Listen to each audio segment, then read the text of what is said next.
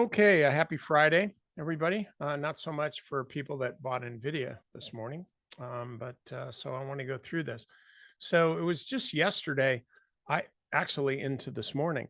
I my biggest position by far was Nvidia calls, and they weren't short-term calls. They went out 70 days, so I guess that would make them May if I'm not mistaken. And I was explaining this to our members in my strategy session a bit ago. But I bought these long dated ones because this stock just seemed like it's just going up to the moon. And I didn't really feel like trading around it trying to find the top. And so I just figured I'll give myself some time so I don't have to worry about time erosion, and that's the problem, or it's a challenge with short-term options. If you're right about, if you're buying calls, for example, if you're right about the direction, you're making money, and that's great. But if it's very short duration, say a weekly option where they expire next Friday or something, and the stock moves against you, you don't have the option contract doesn't have enough time to allow the position to get caught up. In other words, to allow the stock to run its course on the pullback and then continue the prevailing uptrend and help you make money. So you wind up being ultimately right about the direction of the stock, but you're losing money because you just bought the wrong option. I mean, it happens. I invented that mistake. I did that so many times when I was younger. Now I would just rather, I would rather pay more money for time. And what I don't do is I don't allow the time remaining on the option to dictate what my strategy is going to be if the stock starts doing something, in this case, really good. And so here's what I'm talking about. So yesterday, I'm up a lot. And this morning, I'm up a lot more. And I see this gap. And if you really watch, if you just look and see how this stock trades, like here's a gap. This was actually a gap here. It's gappy. Then it came back, but then it's a gap here, and then another gap here, and another gap here. And so finally, this one this morning, well, hell, it's another gap up to 950. And I'm thinking, all right, well, maybe we're going to finally get this $1,000 print that I've been looking for, and that would be a double from the breakout, which wasn't a hard. That just kind of frankly wasn't a hard call to make when I was on Fox Business with Charles Payne. I think it was just back in December, even when I was talking about this, about once this thing breaks out, it's going to go a lot, and probably double was my price target. So, and that really doesn't mean anything because the stock's going to do what it's going to do. It's not listening to me or you or anybody else. So this morning, though, when the stock gaps up to 950, I'm thinking, okay, at some point, this puppy's got to be, it's got to turn around. It's got to give us some kind of a rest.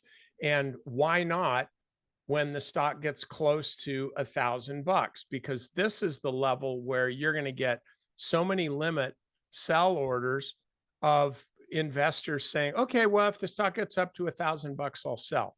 You'll just see a massive wall, a massive ceiling of supply here at $1,000. And that has nothing to do with the company. It's just that's the way stocks trade. And so the stock gets closer to here, and you could just almost feel the bulls saying, you know what? Why don't we just kind of step to the side here and let somebody else handle this crap for a while? And so the stock got real heavy. If we look at it on an intraday chart here, I just use these four panels, and I'll adjust these. This is my first thing in the morning, 1, 5, 15, and then typically like an hour just for a frame of reference. But then as the day goes on, I'll go 15 minutes, 30 minutes, an hour, and then the day. But so, and the orange line here is the volume weighted average price. So this thing comes up this morning and it's running pretty nicely for the first hour. And then we're up to 975 or so. And then it starts to turn around. And one of the things that I noticed was even as the stock climbs, I noticed that the market value, the price, the bid ask on my options was not increasing. It wasn't going down a lot, but these things had high deltas. And so you would expect as the stock climbs higher, the bids to also be climbing higher in the calls. But that really wasn't happening. It was noticeable. And that's something that I will look at to decide whether I want to take action. I don't care how long dated they are. And because as long as I see a stock moving in my direction and the bids continuing to climb, that means that new traders, are more than willing to pay a higher price for the options that I have. But when they start backing off, irrespective of what the actual underlying price is doing, then that tells me, all right, well, something's changed here. So I started looking closely at how this was going to trade around the volume weighted average price. And then once this, though, I did give it a little more room. And once it got down to 950, that's when I started selling. And I didn't just dump them all. By the way, so I didn't top tick this by a lot. And that's not the point.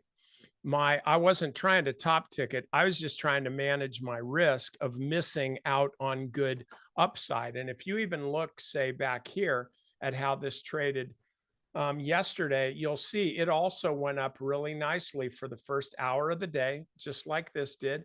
And then it kind of tapered off a little bit. Well, if I had sold back then and said, oh, that's it, got to get out of here, I would have felt really good for about 9 seconds. And then you see the stock just continue to trade sideways for a while.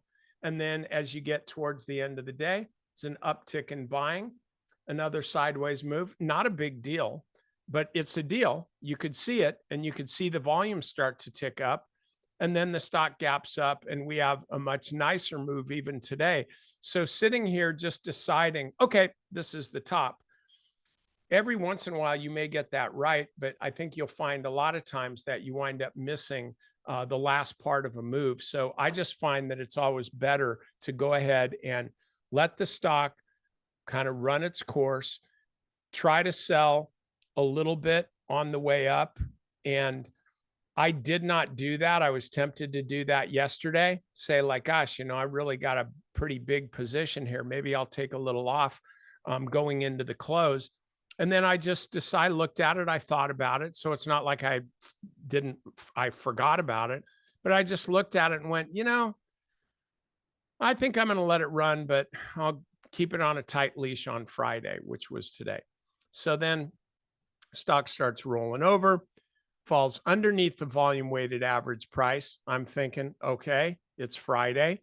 I'm looking at the open interest on the weekly options, the call options that all expire today. And I'm thinking, all right, it's looking to me like this stock is done going up, and it's probably going to fall back quite a bit further. And so then I liquidated, and I wasn't expecting this. I had no idea whether it would do this, but I didn't care once I got out of the position. And so now I'm out of this position. I see this stock has printing a really, really important, it's called the bearish engulfing pattern, where the stock actually gapped up above the prior day's high and ran way above the intraday high, reversed, did a snap hook reverse, came back down and fell below yesterday's intraday low. And here it is. We're going to have a really crappy closing location right here at 882. I don't know, maybe it'll go lower, maybe it'll go higher, but this gives me the sense that this is a complete reversal. Does this mean that Nvidia is done? No, not at all, but it means it's done for a while. I seriously doubt whether you're going to see buyers coming back in to this and pushing the price higher next week. You get this massive volume, a big flush, but the stock is still really, really extended. It's up, even where we sit right now, it's up about 33, 34% from the 50-day moving average. and well above the 200 day, like 75, 77%. So this is still very, very extended. The way it was trading yesterday, it didn't feel like it was getting into blow off territory. And I wouldn't really say this is a blow off. We don't see the volume characteristics for that. Yes, we're getting an increase in volume, but when you get to blow off central, you see volume spiking really, really steeply. We're just seeing it pick up a little bit. I just think this was just time to be taking profits. So I hope you did. If you didn't, frankly, I don't think it's too late. I think you got to be, I'm a long-term believer in Nvidia, but I'm even a more firm believer in price action.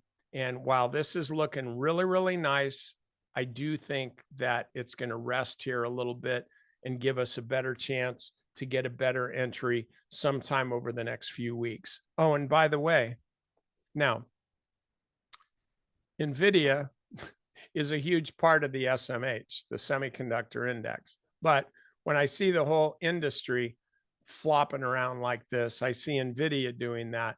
That tells me that it's pretty much time for Elvis to leave the building. Okay. So, all right. That's all I got for you. I'll see you guys on Monday.